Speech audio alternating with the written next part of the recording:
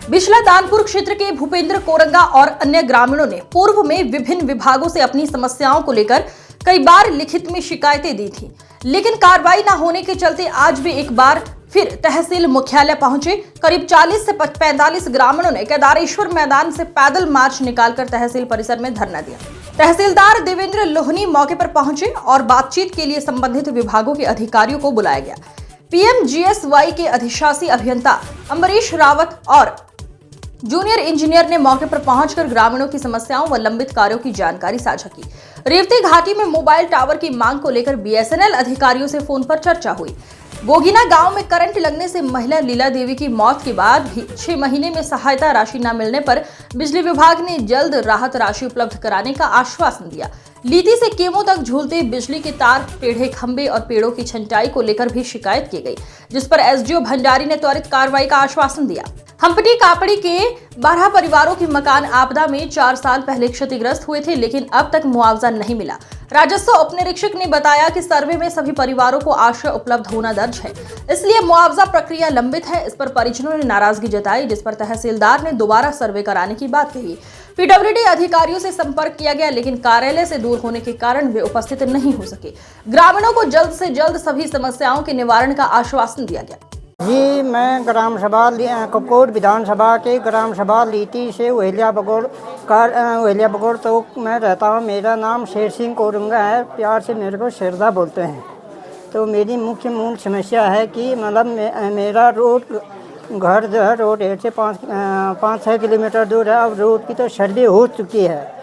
अब बीच में बहुत बड़ा नाला पड़ता है, तो उसमें एक पुल है, तो पुल भी जो है जर्जरा है। उस पुल से जो है वार पार जाने के लिए जो है बहुत बड़ी समस्या है। और वहाँ भी पुल से जो है नीचे धरातल तक जाने के लिए जो सीढ़ियाँ भी चलेगी, 8-10 साल हो गए हैं। और वहाँ से जो है पुल पार करने के लिए जो है वहाँ से एक अस्थाई लकड़ी का पुल बना है।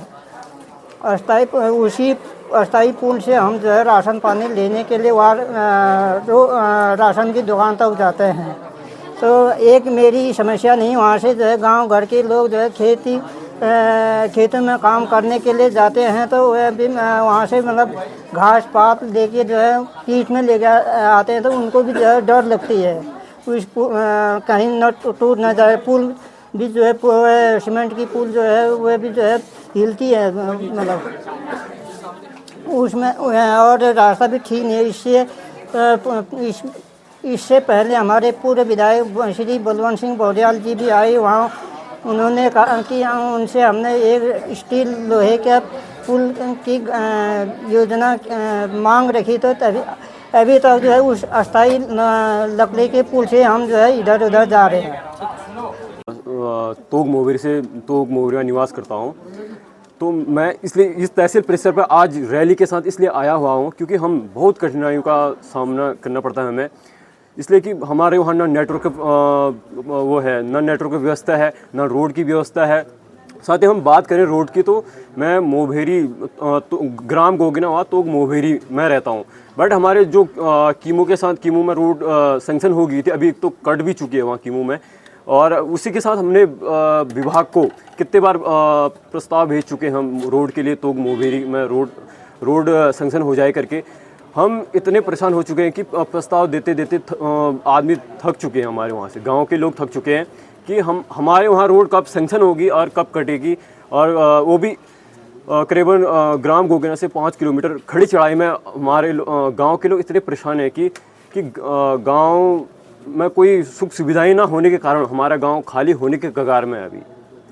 तो अभी भी ये 2000 से हमारा उत्तराखंड कब अलग हो गया था, 9 नवंबर 2000 से लेकर अभी 2025 चल रहा है। कब तक हमें इन सुविधाओं का लाभ मिलेगा हमें, और कब हम इन सुविधाओं से हम इन जो भी मूलभूत सुविधाएं हैं कब तक हमें इन मूलभूत सुविधाओं से वंचित रहना पड़ेगा। और खड़ी चढ़ाई में हम एक गधा बन के हमारे माँ बहनें और हमारे बुजुर्ग लोग वहाँ पे खड़ी चढ़ाई में राशन ढोलना, और ये जो भी मकान का काम चलता है वो ढोल के वहाँ खड़ी चढ़ाई में वहाँ ले जाते हैं।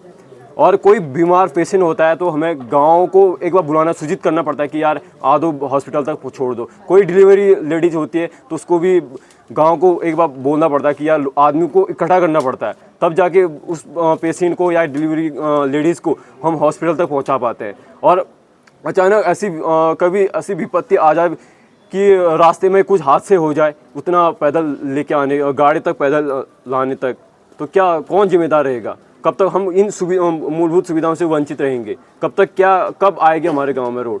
आज 2025 चल रहा है, अभी भी। मेरा नाम यमुना कोरंगा है। मैं ग्राम हमटी कापड़ी से आई हूँ और मैं आज यहाँ उप तहसील कपकोट में तहसील में आई हूँ। जैसे कि हमारी गांव की इतनी मांगे हैं, 4-5 मांगों को लेके यहाँ पे आई हूँ। फर्स्ट मांगे हमारे वहाँ सबसे पहले तो एक रोड की व्यवस्था नहीं है, सड़क अभी हमारे गांव में पहुँची नहीं है, हमें बहुत कठिनाइयों से जीवन काटना पड़ रहा है। और नंबर 2 है, हमारे गांव में विद्यालय नहीं है और पूरा टूट चुका है। कक्षा 1 से लेके कक्षा 5 तक विद्यालय अभी टूटा है। बच्चे बहुत 2 किलोमीटर 3 किलोमीटर दूर जाते हैं, वो भी जंगल का रास्ता है। एक तो जंगल में तेंदुआ की बहुत ज़्यादा खबर आई है और दूसरा बरसात में वो भीगते भीगते जाते हैं और गांव में जौ घों की बहुत समस्या है। और तीसरा नंबर, हमारे गांव में सबसे 2020 में मैं यमुना कोरंगा हूँ, मैं एक ऐसे परिवार से बिलोंग करती हूँ। 2020 में हमारे गांव में बहुत बड़ी आपदा आई थी, जिसके कारण हमारे गांव में 12-13 परिवार ऐसे हैं अभी तक उनको कोई मुआवजा भी नहीं मिला है। और लोग बोल रहे हैं, हमारे शासन प्रशासन के अधिकारी लोग बोल रहे हैं कि हमको हमारे दूसरे जगह मकान बन गए हैं, इस वजह से इनको अभी कुछ नहीं मिला है। तो अभी हमारे गांव में ऐसी कोई हमको ऐसा कोई लाभ नहीं मिला है। हम ऐसे परिस्थितियों से जूझ रहे हैं। हम बरसात में किसी के घर में किराए में रहते हैं और जून लगा है, जून के महीने से लेके सितंबर के महीने तक हमको रात और दिन कैसी काटनी पड़ती है वो हमको पता है। और ये हमारे जो शासन प्रशासन के अधिकारी हैं, इनको कुछ पता नहीं है। ये आते हैं, एक दिन आएंगे, एक दिन वो भी जिस टाइम पे हमारे गांव में धूप लगी होगी उस टाइम पे आते हैं। हमारा दुख कोई नहीं झेल सकता है, ये दुख हमको ही पता ही है। और हमारे गाँव में ऐसे टीचर भेज दिए, जैसे हम पढ़ाई कैसे करेंगे, और टीचर भी ऐसे भेज दिए शराबी। और हमारे भविष्य, जो हमारा यूथ है, जो नया भविष्य है, उनको वो कैसी शिक्षा दे रहे थे। उनके लिए स्कूल में टॉफ़ी बिस्कुट लेके आ रहे थे ताकि बच्चे पढ़ेंगे नहीं। बच्चों का तो ध्यान टॉफ़ी बिस्कुट में ही जाएगा ना। उन्होंने बच्चों का भविष्य पूरा बिगाड़ चुका था। अभी शिक्षा की व्यवस्था क्या है वहाँ पर? अभी शिक्षा की व्यवस्था, एक टीचर आए हैं, प्राइवेट टीचर हैं, जूनियर से प्राइमरी में शिफ्ट किए हैं अध्यापक। आज आप यहाँ पर डेलीगेशन लेके आए थे, क्या उद्देश्य था आप लोग का? देखिए, हमारा उद्देश्य साफ और स्पष्ट है कि कपकोट विधानसभा के कई गांव ऐसे हैं, बिचला दानपुर के अलावा कई गांव ऐसे हैं जहां आज भी मूलभूत जो सुविधाएं हैं उससे हमारे गांव वंचित हैं। चाहे हम सड़क की बात करें, संचार की बात करें, शिक्षा की बात करें, स्वास्थ्य की बात करें, बिजली की बात करें, पानी की बात करें। और इन्हीं सारी डिमांडों को लेकर के आज से ठीक 9 महीने पहले 18 सितंबर 2024 को हम बागेश्वर जिला कार्यालय मुख्यालय, जिलाधिकारी कार्यालय मुख्यालय में जब हम गए थे तो वहाँ पर भी हमने एक बड़ा पदमार्च किया, धरना प्रदर्शन किया। और उसके बाद हमारे संबंधित जितने भी हमारी जो डिमांड थी वहाँ पर 14-15, उनके संबंधित विभाग के अधिकारियों को बुला करके डीएम कार्यालय में डीएम साहब के साथ हमारी बैठक हुई। उसके बाद हमको लिखित में आश्वासन दिया गया, चाहे वो पीडब्ल्यूडी है, पीएमजीएसवाई है, चाहे वो जल जीवन मिशन है, तमाम जो विभाग है, चाहे शिक्षा विभाग है, सभी विभागों से हमको लिखित में आश्वासन दिया गया।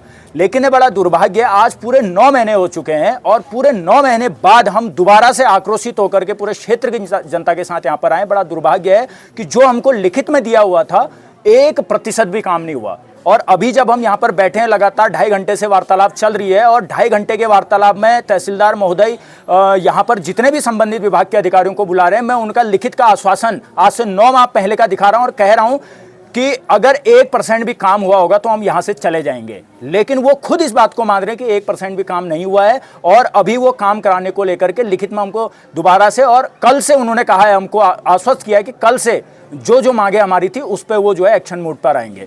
इसके अलावा हम ये कहना चाहेंगे कि कई समय से हमारी जो गोगना सड़क जो था, जिसमें डामरीकरण होना था, 3 माह पहले विधायक जी डामरीकरण का वहाँ पर पूजन कराते हैं।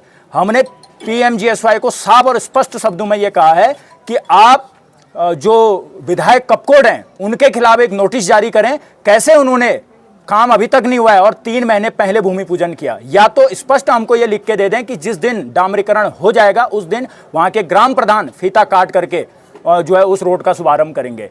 ये इतने सारे लोग यहाँ पर आए हैं, लगातार हम संघर्ष कर रहे हैं। हमने रोड के लिए भी संघर्ष किया, हमने जो है संचार के लिए भी संघर्ष किया, हमने शिक्षा के लिए, हर चीज के लिए हमको संघर्ष करना पड़ रहा है। आज समझिए कि हम आज पूरे प्रदेश को बना हुआ 25 साल हो गया, देश को आज़ादी को इतने साल हो गए हैं, उसके बावजूद भी हम मूलभूत सुविधाओं के लिए ऐसे लड़ रहे हैं, मर रहे हैं, उसके बावजूद भी हमको अपने चप्पलें घिस घिस कर यहाँ पर आना पड़ रहा है। तो बड़ा दुर्भाग्य है। और अभी साफ और स्पष्ट शब्दों में आपदा की अगर मैं बात करूं, पिछले बार टूटे हुए घरों को यहाँ पर मुआवजा नहीं मिला है, वो लोग दर बदर की ठोकरें खा रहे हैं। पिछले बार 12 घर 2020 में हामटी कापड़ी के अंदर जो है वो हो गए थे, टूट गए थे, उनका अभी मुआवजा नहीं मिला। और मैंने साफ और स्पष्ट अक्षरों में कह दिया है, सामा उप तहसील संचालित तो हो नहीं रही है।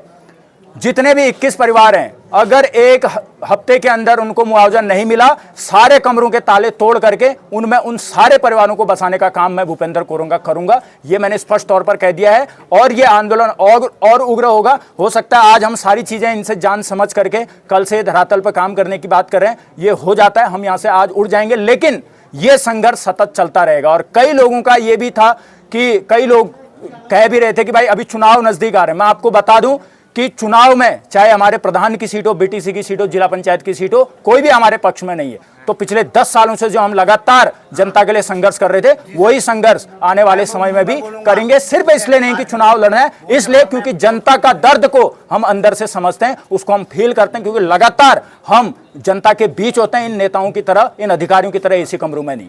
आपके साथ ये सामा के अलावा अन्य क्षेत्र भी थे आपके साथ? पूरे कपकोट विधानसभा के लगभग सभी दूरस्थ गांव, चाहे बघर हो, बदियाकोट हो, इधर गोगिना हो, कीमू हो, सरयू, पिंडर और रामगंगा घाटी के सीमांत क्षेत्रों से सभी लोग आए हैं और अपने अपने गांव के अलग अलग से ज्ञापन यहां पर बना के लाए हैं। तो कहीं ना कहीं यहीं पर विधायक कार्यालय भी है, वहां पर कहीं ना कहीं लोगों की आस टूट चुकी है। शायद इसीलिए ये सारे लोग अपने ज्ञापन लेकर के यहां पर हमारे पास में आए हैं। और मुझे पूरी उम्मीद है कि यहां पर जिस तरीके से शासन, जो प्रशासन के जो लोग हैं हमारे साथ कोऑर्डिनेट कर, मुझे लगता है कि सभी समस्याओं का जो है निराकरण हो जाएगा। और यदि नहीं होगा तो फिर उसके बाद संबंधित विभाग जितने भी हैं वहां पर तालाबंदी की जाएगी और इस आंदोलन को उग्र किया जाएगा। आंदोलन, आपका इतना बड़ा आंदोलन है, क्या कोई राजनीतिक, कोई आपके साथ कोई पक्ष में खड़ा है आपके साथ? कोई हमको किसी भी राजनीतिक दलों का साथ भी नहीं चाहिए, क्योंकि ये वही राजनीतिक दल हैं जिन्होंने इन 25 सालों में इस उत्तराखंड को लूटने का, खसूटने का और इस उत्तराखंड को प्रयोगशाला बनाने का काम किया है।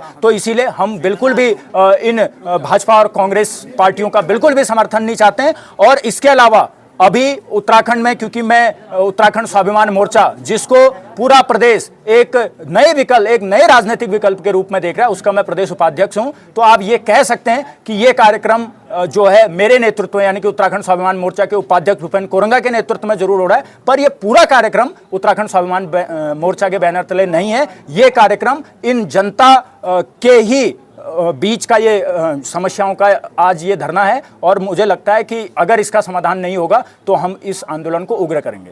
हाँ, आज ये सामा से हामटी कापड़ी से कुछ लोग आए हैं धरना प्रदर्शन में।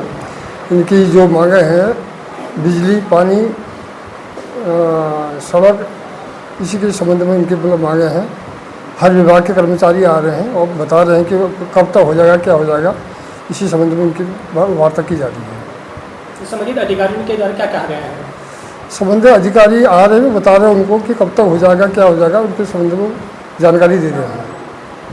कुछ समस्याएं काफ़ी लंबे समय से पेंडिंग है सर, जैसे एक बिजली वाला जो करंट लग के महिला मर गई थी, 6-7 महीने से ऊपर हो गया, लेकिन उसको कोई मुआवजा अभी तक भी नहीं मिल पाया उनके परिजनों को। और कुछ 4 साल से आपदा पीड़ित हैं, उनके मकानों का मुआवजा आज तक भी उनको नहीं मिल पाया। इस बारे में आपको क्या है? जहाँ तक आपदा के संबंध में है, वो 2020 की कहानी बता रहे हैं।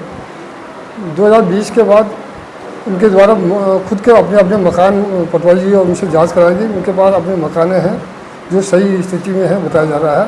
फिर भी इसमें पुनः भी जांच कराई जाएगी।